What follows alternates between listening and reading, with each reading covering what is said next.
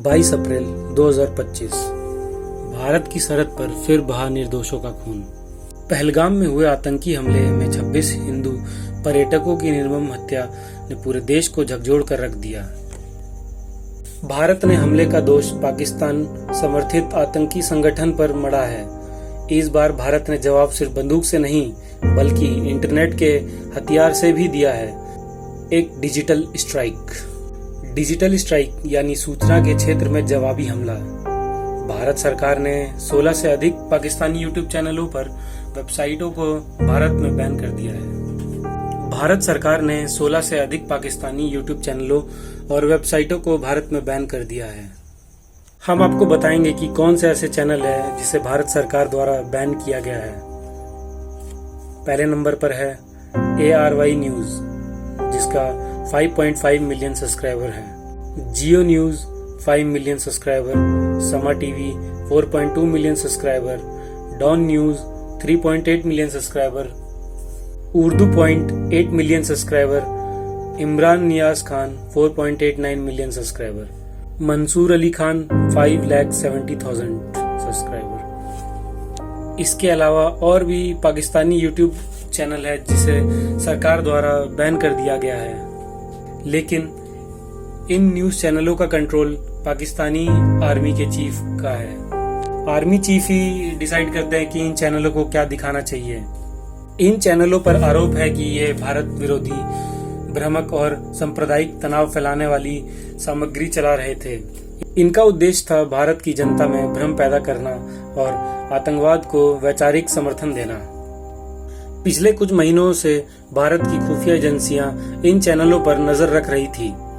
पहलगाम हमले के तुरंत बाद जब इन चैनलों पर फर्जी खबरें और भारत के खिलाफ दुष्प्रचार चलाया गया, तो भारत ने सीधे यूट्यूब और मेटा से संपर्क किया। यह केवल सूचना नहीं बल्कि विचारधारा का हमला था और भारत ने इसका डिजिटल जवाब देकर एक मिसाल कायम किया।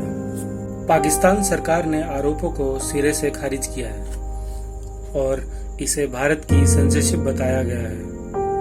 पर सच्चाई ये है कि इन चैनलों की स्क्रिप्ट, शब्द और समय सब कुछ किसी बड़े प्रोपेगेंडा ऑपरेशन की ओर इशारा करते हैं। भारत की यह डिजिटल स्ट्राइक इस बात का संकेत है कि अब हम सिर्फ सीमा पर नहीं, इंटरनेट पर भी चौकस हैं। भारत के नागरिकों ने इस निर्णय का स्वागत किया। सोशल मीडिया पर #डिजिटल स्ट्राइक ट्रेंड करने लगा। On screen tweets, reels, reaction. अब बोलो, सही किया सरकार ने, डिजिटल स्ट्राइक्स बैक ट्विटर पर ट्रेंड करने लगे। आज का युद्ध सोशल मीडिया की स्क्रीन पर लड़ा जा रहा है। अगर हम सच की आवाज नहीं बनेंगे तो झूठ अपनी जड़ें गहरी करता जाएगा। भारत की यह डिजिटल स्ट्राइक एक चेतावनी थी कि अब हम जाग चुके हैं। जब देश की सीमाओं पर हमला होता है, हम हथियार उठाते हैं, लेकिन जब विचारों पर हमला होता है तब जवाब जानकारी और रणनीति से दिया जाता है। भारत ने वही किया है, डिजिटल स्ट्राइक। डिजिटल स्ट्राइक का मतलब सिर्फ चैनल ब्लॉक करना नहीं है। इसका मतलब है गलत सूचना के खिलाफ एक वैचारिक युद्ध की शुरुआत। और भारत अब इस युद्ध में पीछे नहीं है।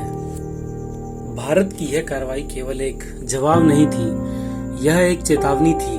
अगर कोई देश सूचना के हथियार से भारत की अखंडता को चुनौती देगा तो जवाब डिजिटल मिसाइल से दिया जाएगा। इस डिजिटल युग में हर नागरिक एक सैनिक है, जो सत्य को फैलाए और झूठ को पहचान कर उसे नकार दे। यह है नया भारत, जो न सिर्फ हमला झेलता है बल्कि मुंह तोड़ जवाब भी देता है।